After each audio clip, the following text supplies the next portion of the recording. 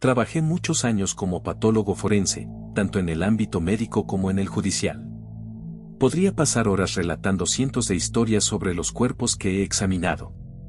Para mí, esas experiencias no eran nada fuera de lo común. Hasta aquel día, pensé que lo había visto todo, pero siempre hay sorpresas. Había examinado cuerpos de todo tipo, tamaño y edad, y presenciado cosas atroces y horrendas. Contar esos detalles podría horrorizar a algunos y hacer llorar a otros. A veces, lo más impactante no era necesariamente el cadáver o su estado.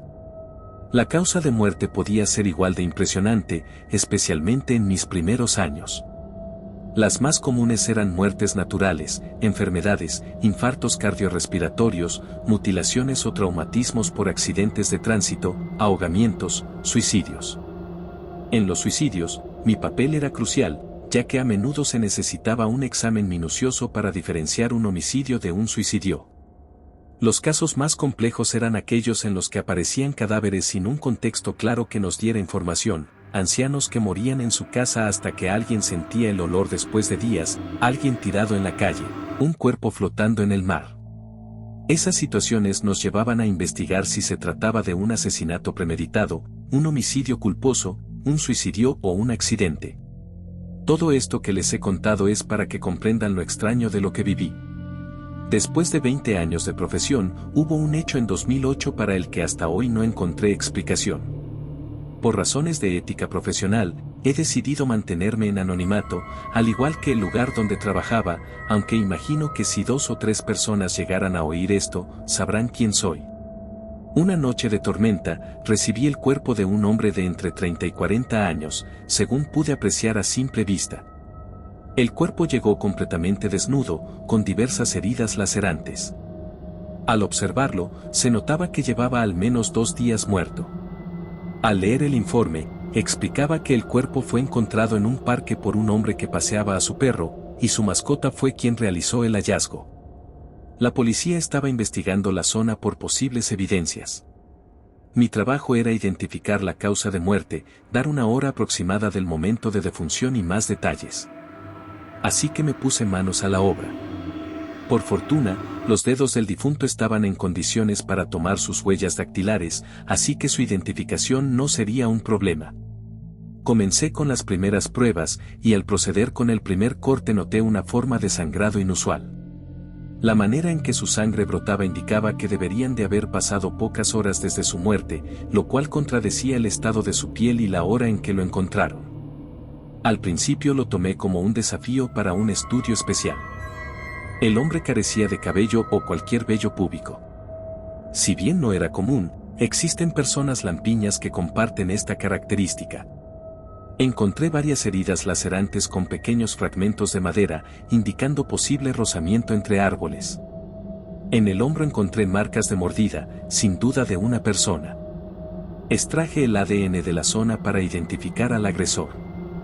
En un momento percibí un ruido sobre la mesa, la mano del cadáver estaba temblando, algo que podría aterrar a cualquiera, pero era normal que un cadáver presentara movimientos post-mortem, especialmente tras una muerte brutal. Lo extraño era que, de acuerdo al estado de su piel, llevaba al menos 2 días muerto, como mencioné antes, pero los movimientos post-mortem ocurren en las primeras 24 horas. Ya tenía 2 situaciones que contradecían su estado, la sangre y el movimiento post-mortem. Estudié la posibilidad de que su piel sufriera antes de morir, pero para ello debía realizar más estudios. Me dispuse a abrir su abdomen para examinar sus órganos, y ahí fue donde todo comenzó. El cadáver no tenía ombligo. Mi mente se nubló, era la primera y única vez que presenciaba un abdomen sin ombligo. Claro, había casos donde en apariencia no había ombligo por operaciones quirúrgicas, pero esto era distinto. Al pasar mi mano sobre la zona, era evidente que el ombligo nunca existió. Todo se volvía extraño. Después de 20 años de carrera, me encontré con algo fuera de lo normal. En ese momento, recordé algunas novelas de terror que había leído en el pasado, y la ausencia de un ombligo indicaba que el ser humano no había nacido de un parto, sino que era un clono creado de forma artificial. Eran las 3 de la mañana, pero creí que esta situación merecía ser vista por alguien más antes de continuar. Dejé el cuerpo sobre la mesa, tomé los datos que tenía y llamé a un colega sin importar la hora. Al principio se mostró furioso por la llamada a esas horas, pero cuando le conté la situación, se emocionó por verlo en persona. Al girarme noté un detalle, recordaba que su rostro miraba hacia arriba, pero en ese momento miraba hacia un costado. Su cabeza comenzó a temblar. Hasta ahí, solo observaba, esperando a que terminara. Consideraba que se trataba de los movimientos post-mortem. Luego, el cuerpo exhaló. Fue inevitable asustarme, aunque se dan casos donde los pulmones contienen aire que luego escapa debido a ciertos procesos químicos de descomposición, pero jamás lo había visto de una manera tan vívida. Me acerqué al cuerpo para continuar examinándolo. Al tocarlo, me llevé un susto mayor, tenía temperatura. El cuerpo de un cadáver, después de 2 horas, pierde su temperatura corporal normal, 36 a 37 grados, y pasa a temperatura ambiente, lo cual se siente frío al tacto. Pero esto era extraño, recordaba que estaba frío, y en ese momento se encontraba tibio. Una sensación de alerta comenzó a dominarme, los acontecimientos que se estaban desarrollando mantenían mi mente ocupada buscando una explicación. Cuando me giré para buscar herramientas, escuché el cuerpo tumbarse al piso. Antes de acercarme a él, examiné la mesa con atención, estaba en perfectas condiciones. Salí de la habitación por un momento, ni siquiera me tomé la molestia de levantar el cadáver. Sentía miedo, aunque no quería demostrarlo. Entendía que un hombre de ciencia como yo no podía dejarse engañar por cosas como esas.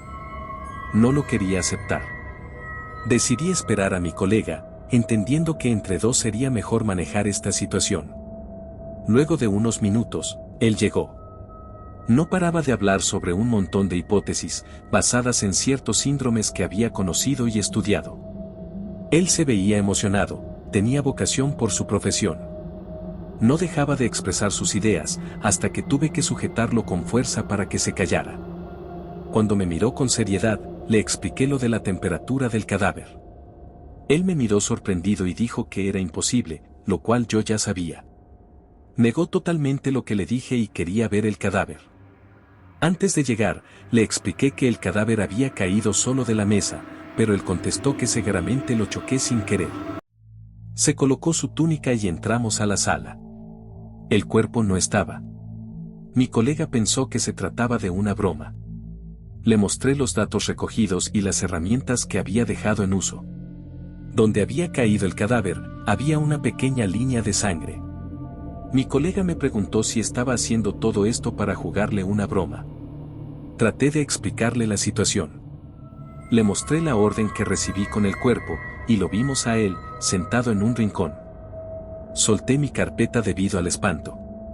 Mi colega rió, asegurando que era una broma, pero algo en mi expresión le hizo entender que no. Me hablaba, pero yo no lograba reaccionar. Se acercó hasta el cuerpo. Apenas tocó su rostro y se apartó al instante, retiró la mano de él como quien ve un animal que podría morderlo. No me dijo nada. Me pidió que saliéramos. Cuando estaba más calmado, me dijo que al tacto sintió temperatura elevada, como si tuviera fiebre. Pero peor aún, le sintió el pulso. Dijo que en el momento que sintió su vena palpitar, quitó la mano por reflejo y no se atrevió a verificar. Me preguntó si lo que le decía era verdad, si no había algún truco en todo esto. Le juré por mi familia que no. Oímos la puerta de la sala de la morgue abrirse, y nos quedamos petrificados, éramos las únicas 2 personas en el establecimiento. Con mucho sigilo, nos acercamos a la sala de la morgue. El cuerpo no estaba por ninguna parte. Al revisar las cámaras de seguridad desde que comencé a trabajar con el cuerpo, lo vimos todo. El cadáver había girado su cabeza durante el examen, luego se volteó y cayó. Cuando lo dejé, se arrastró por el suelo usando únicamente sus brazos. Antes de que entráramos, había intentado levantarse, pero cayó sentado en el suelo en la posición en que lo encontramos. No supimos más nada del cadáver. Tomamos capturas de las grabaciones y elevamos el informe a nuestros superiores. Al otro día, los resultados de las huellas dactilares llegaron, no coincidían con la base de datos. En teoría, nadie en el registro civil tenía esas huellas. Luego de eso, la policía nos acusó de robar un cadáver, pero nuestros superiores, de alguna manera, nos salvaron de la situación y todo quedó aclarado. Nos obligaron a firmar, por medio de unos abogados, un acuerdo de confidencialidad sobre lo sucedido a cambio de quitarnos cualquier cargo por la desaparición del cadáver. Entre mi colega y yo, jamás hemos tocado el tema. Él siguió trabajando, mientras yo solicité mi retiro. Hoy me animo a contarlo porque ya hice mi vida y no me importan las consecuencias. Espero que mi colega escuche este relato.